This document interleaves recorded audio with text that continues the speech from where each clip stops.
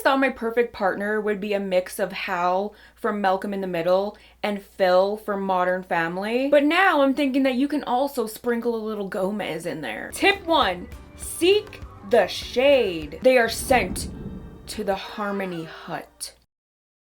Hey you! Thank you so much for being here. Today, we will be reviewing Addams Family Values. I got my Pugsley shirt on, and I'm not gonna lie, I don't mean to toot my own horn, but toot-a-loot fucking toot. These look so cute. Oh, they're a little uneven, but that's okay. Look. It's got Angelica Huston, Raul Julia, I'm so sorry if I pronounced that incorrectly, Christina Ricci, Joan Cusack, and Bernard the Elf. We open with some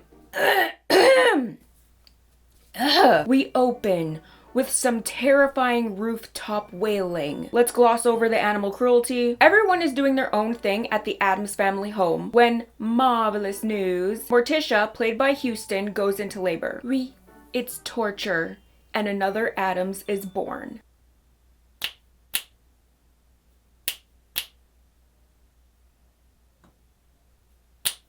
I guess that only really works with the music. Arriving home, Gomez, played by Julia, has arranged a surprise. A dark, depressing, desolate nursery. Look at this woman. I want to walk around with a light just on this part of my face. The older children, Wednesday and Pugsley, are playing on the stairs, where Wednesday tells Pugsley, when there's a new baby, one of the other children must die. It's tradition. Remember the shit that you used to tell your siblings growing up? I remember spreading the rumor that if you ate raw noodles, remember when you used to get like a pack of noodles and then you just take out the raw noodles and then you'd sprinkle on the flavor pack and then you just eat the noodles raw? If you did that, it gave you worms. Wednesday, played by Marvel Christina Ricci, whom I adore, asks Pugsley if they drop a cannonball and the baby off of the roof, which one will bounce? There's only one way to find out, so they drop the baby off the roof. This obviously causes alarm to Morticia and Gomez. Morticia and Gomez ask the other children, do you think we love the new baby more than you? They respond, yes. I admire their candor. Uncle Fester, Gomez's brother, is in bed reading a copy of Strange Men and the Women Who Avoid Them.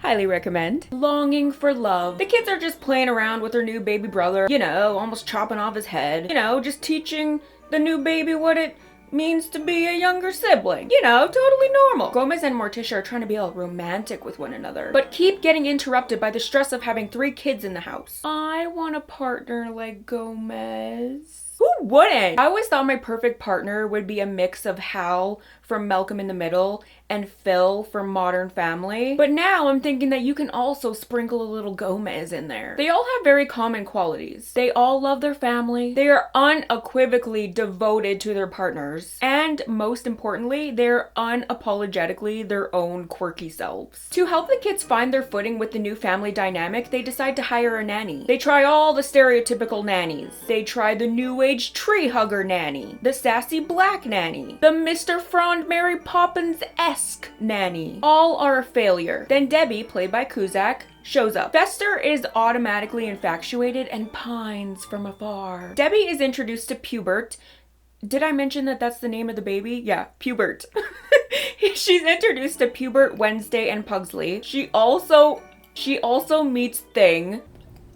And finally, she meets Fester, where we learn to find a man like him and Gomez, it has to be damp. So I should look for my Hal/Phil/Gomez in Florida. Got it. Debbie starts as the nanny that night. In Fester's room, Fester shares his desires and fears about finding a partner with Gomez. I too fear a life of eternal loneliness. Just kidding, I love being alone. If I keep telling myself that, it makes it true.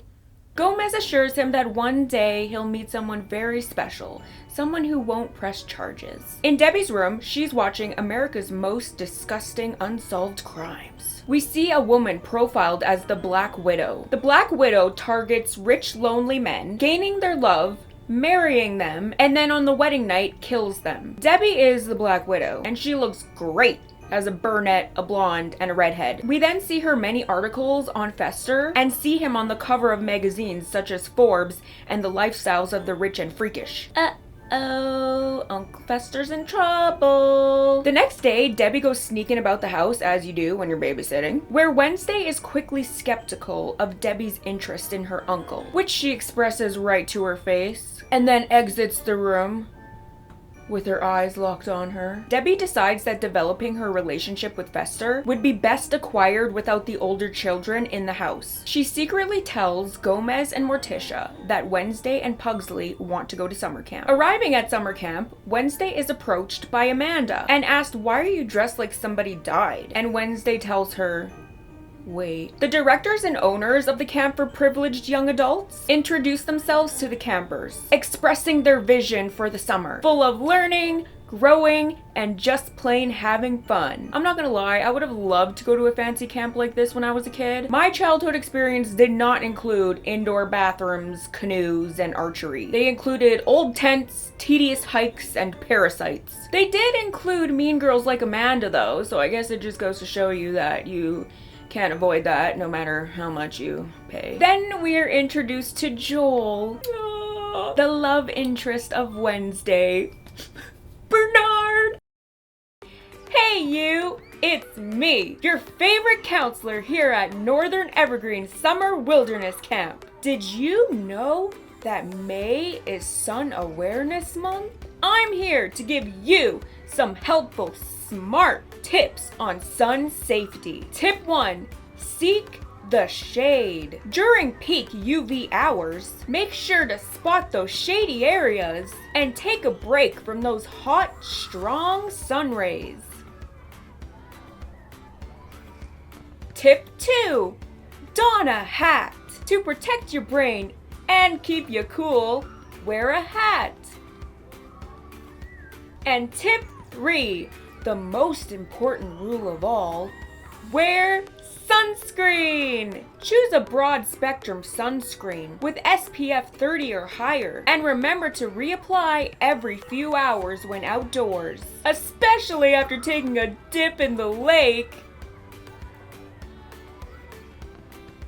Remember these tips and take action this summer to protect yourself from harmful damage. Because here at Northern Evergreen Summer Wilderness Camp, we don't just have fun, we have smart fun! Shh.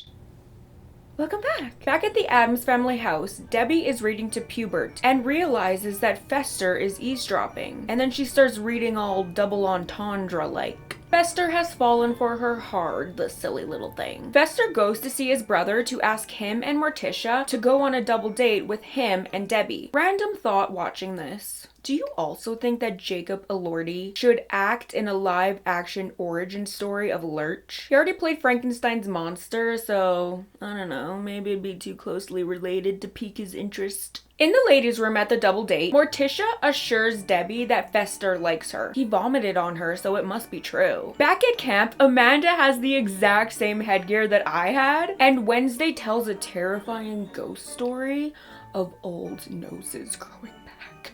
In a graveyard after dinner, Debbie lies to Fester, telling him that she's a virgin, where he confesses that he's a virgin too. That's not the response that she wanted, but she's a professional. Killer.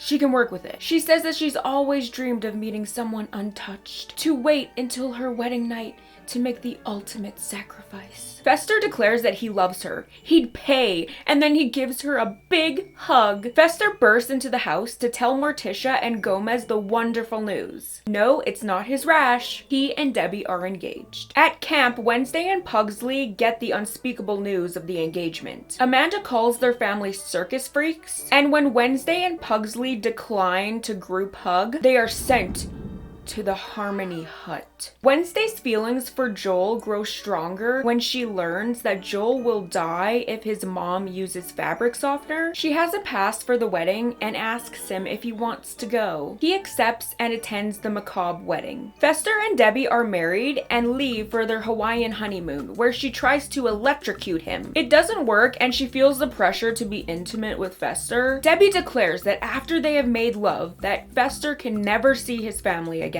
And then she touches him and yeah, game over.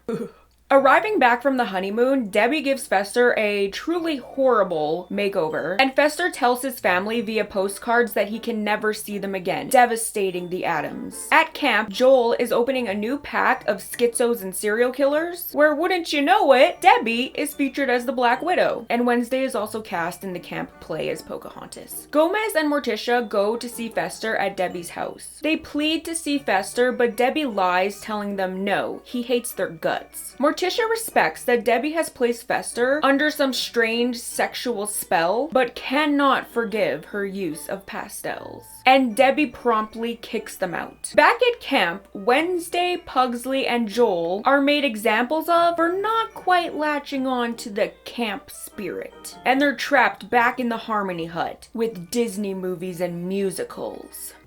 A dream come true. Upon exiting the hut, Wednesday feigns wanting to be Perky and wanting to be Pocahontas, and then smiles to secure the ruse. Brilliant. Christina, you talented bitch. I love you. At the Thanksgiving play, Wednesday leads a revolt with the other outcasts of the camp and escapes with her brother, but not before she shares a kiss with Joel. Debbie sets forth another plan to kill Fester by blowing up her house. Help. Help. But alas, he survives. With impatience, she holds him at gunpoint and tells him that she wants him dead and she wants his money. Thing shows up to save Fester, and they escape back to the Addams family house. Wednesday and Pugsley arrive back at the Addams family house too, but Debbie has followed them back. She binds the whole family, except for the baby, to electric chairs. Thank God they had just 7 lying about and a little mini one for Thing. She then tells the family why she is the way that she is. You see, when she was a little girl, her mom and dad gave her a Malibu Barbie instead of the ballerina Barbie that she wanted. The cheek, the nerve, the gall, the audacity, and the gumption. Anyway, Pubert saves the day with the help of a cannonball, and Debbie is electrocuted to ashes. Sometime later, at a birthday party, Wednesday confesses to Joel that she doesn't believe that Debbie was sick. She was sloppy. And if she wanted to kill her husband, she'd do it. And she wouldn't get caught. Today's credit shout out is Extras caster Charlie Messenger. I love being an extra. Well, I love summer. It's always a good time with the Addams family. I love, love, love anything dark, grim, and non-pastel. And anything with Christina Ricci is a done deal for me. I know she wasn't the first Wednesday, and I know she won't be the last Wednesday, but she'll always be my Wednesday. It's good fun. And I'll give it an iconic hairstyle out of a Harmony Hut. Toot-a-loot fucking toot, toot-a-loot fucking toot, toot-a-loot fucking toot.